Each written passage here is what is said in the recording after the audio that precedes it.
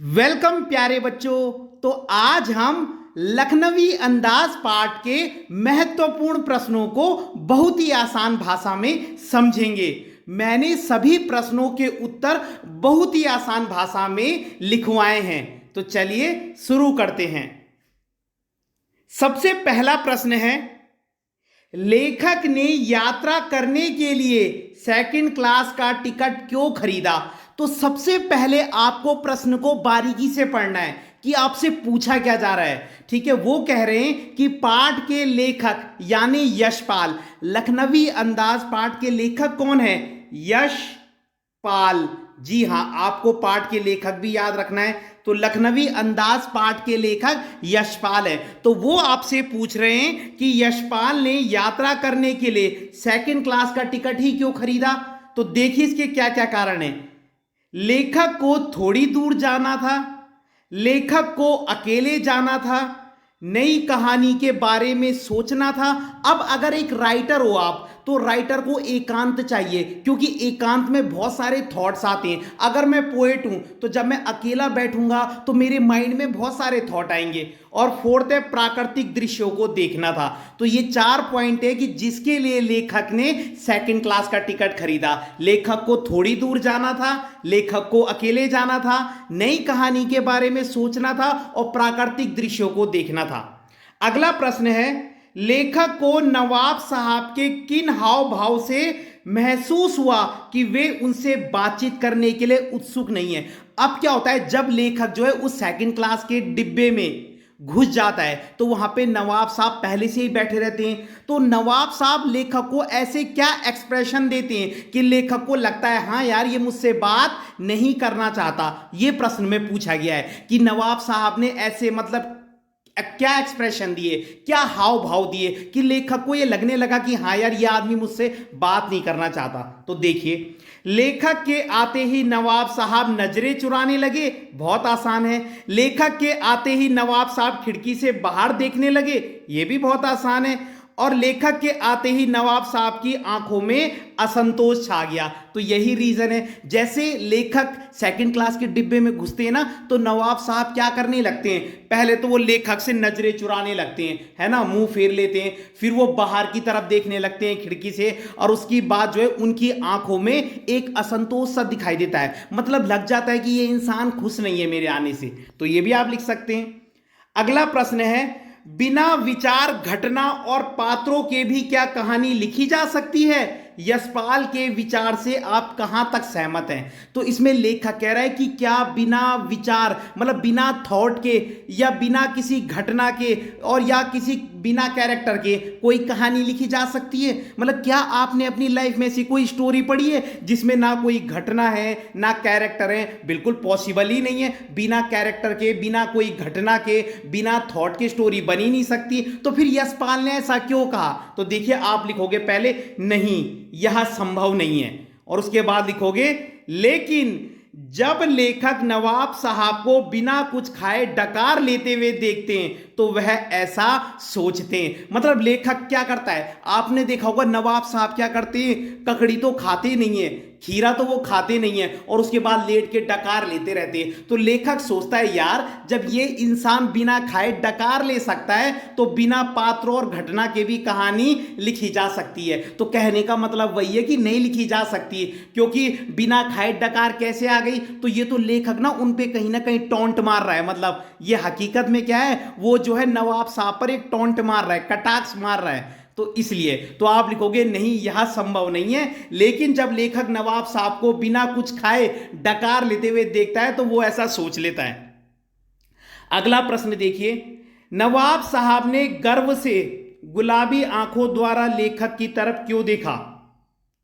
अब यहां पे क्या होता है, जो नवाब साहब है ना, उन्होंने लेखक की तरफ गुलाबी आंखों से क्यों देखा? जब नवाब साहब ककड़ी को मुंह तक ले जाते हैं ना और नाक से सूंघकर उसको बाहर फेंक देते हैं, उसके बाद वो अचानक गुलाबी आंखों से लेखक की तरफ देख रहे हैं। तो इसका मतलब है नवाब साहब ने गर्व से गुलाबी आंखों द्वारा लेखक की तरफ इसलिए देखा। ये तो सारा प्रश्न में लिखा ही हुआ है, क्यों की जगह आप इसलिए कर देंगे। ये देखिए, सारा प्रश्न में लिखा है नवाब साहब ने गर्व से गुलाबी आंखों द्वारा लेखक की तरफ, और क्यों की जगह में लिख देना इसलिए देखा क्योंकि वह अपने घमंड और रईसी को दिखाना चाहते हैं। मानो वो ऐसे कह रहे हो कि भाई ये रईसों का स्टाइल है ना, वो ऐसी खीरे जैसी चीज नहीं खाते, है ना। तो मेन आंसर इसका क्या है? गुलाबी आंखों से देखने का मतलब है घमंड भरी आंखों से देखना, एटीट्यूड होना। आगे देखिए, यद्यपि लेखक के मुंह में पानी भराया फिर भी उसने खीरा खाने से इनकार क्यों कर दिया। अब क्या होता है, जब नवाब साहब के आगे खीरे रहते हैं ना, तो वो पहले लेखक से पूछता है कि क्या आप खीरे खाएंगे, तो लेखक मना कर देता है। लेकिन फिर वो दोबारा पूछता है तो लेखक के मुंह में पानी तो आता है, लेकिन वो मना क्यों कर देता है? तो लेखक ने खीरा खाने से इनकार इसलिए किया क्योंकि वह पहले ही मना कर चुका था और अब हां करने में उसे शर्म महसूस हो रही थी। अब अगर आप पहले ही किसी चीज के लिए मना कर देते हो, अब मैं और मेरा दोस्त है, उसने कहा यार तू आइसक्रीम खाएगा, और उसने फोर्स करा खा ले, मैंने कहा नहीं नहीं यार, और फिर क्या है, अब वो दोबारा मुझसे पूछ रहा है तो मैंने पहले ही मना कर दिया, तो अब मुझे शर्म आएगी कि यार मैं अब हाँ कैसे बोल दूं। तो ये वही वाली बात है। तो आप लिखोगे लेखक ने खीरा खाने से इसलिए इनकार कर दिया क्योंकि वह पहले ही मना कर चुका था और अब उसे हां करने में शर्म आ रही थी। अगला प्रश्न है, नवाब साहब ने बहुत ही यत्न से खीरा काटा, नमक मिर्च बुरका और अंततः सूंघकर ही खिड़की से बाहर फेंक दिया। उन्होंने ऐसा क्यों किया? मतलब भाई जब काटा तो खाया क्यों नहीं? बहुत आसान है, वह अपने घमंड को दिखाना चाहते हैं, वह अपनी रईसी को दिखाना चाहते हैं और वह अपनी झूठी शान को दिखाना चाहते हैं। तो आपने इसमें मेन ये याद रखने, घमंड, रईसी और झूठी शान, और बहुत आसान है। अगला प्रश्न है, लखनवी अंदाज पाठ में लेखक ने नवाब साहब के माध्यम से मतलब नवाबी परंपरा पर व्यंग्य किया है, स्पष्ट कीजिए। व्यंग्य का मतलब जानती हो आप? टॉन्ट कहते हो जिसे आप, कटाक्ष, किसी की आलोचना करना। तो वो कह रहे जो ये लखनवी अंदाज जो पाठ है ना, इसमें लेखक ने नवाब साहब के माध्यम से ये नवाबी परंपरा, कोई जानते हो नवाबी परंपरा किसे कहते हैं? मतलब लखनऊ को किसका शहर कहा जाता है? नवाबों का शहर कहा जाता है ना। तो ये जो नवाब साहब है ना, ये आज भी अपने आप को बहुत बड़े नवाब समझ रहे हैं। तो लेखक ने इस पाठ में क्या बताया है? तो बेटा ये आंसर बहुत इंपॉर्टेंट है, ये ना बहुत सारे क्वेश्चन में आ सकता है। जैसे इस पाठ में लेखक का क्या उद्देश्य है, मतलब लेखक ने लखनवी अंदाज पाठ में मतलब क्या उसका क्या उद्देश्य रहा है इस पाठ को लेकर, तो वो भी आप ये लिखोगे। तो ये आंसर अभी बहुत जगह पे आ सकता है कि लखनवी अंदाज पाठ में लेखक ने ऐसे लोगों पर कटाक्ष किया है जो दिखावा करते हैं, झूठी शान दिखाते हैं और हकीकत से दूर भागते हैं। तो इसको तो आप रट लेना, ये बहुत जगह आ सकता है, ये इस पूरे पाठ का मेन सार है। अगला प्रश्न है, लखनवी अंदाज शीर्षक की सार्थकता बताइए। इसका मतलब समझिए, मतलब ये जो पाठ का नाम दिया गया है ना, ये जो शीर्षक दिया गया है, इसकी सार्थकता बताइए, मतलब ये सही दिया गया है। आपने ये प्रूफ करना है कि जो इस चैप्टर का नाम लखनवी अंदाज है वो सही है, क्यों? तो इसमें भी आप पहले वाला आंसर लिख सकते हो। देखो, लखनवी अंदाज शीर्षक सही है क्योंकि, फिर आप पुराना वाला आंसर लिख देना।